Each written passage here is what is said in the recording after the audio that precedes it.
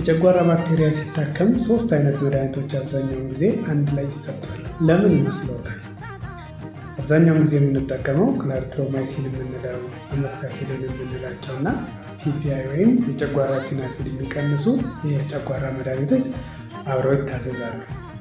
ሁለቱ አንቲባዮቲክ ክላሪትሮማይሲን የምንለው እና አሞክሳሲሊን የምንለው የሚታዘዙበት ዋናው ምክንያት አንደኛ ባክቴሪያው በአንድ መድኃኒት የመሞት እድሉ በጣም ዝቅተኛ ስለሆነ አሞክሳሲሊን የባክቴሪያውን ሽፋን ወይም ሴልዎል የምንለውን ስለሚመታና ክላሪትሮማይሲን ደግሞ ውስጥ ላይ ባክቴሪያው ላይ በመግባት ፕሮቲኑን በማስወገድ እንዳይራባ እንዳያድግ ያደርገዋል።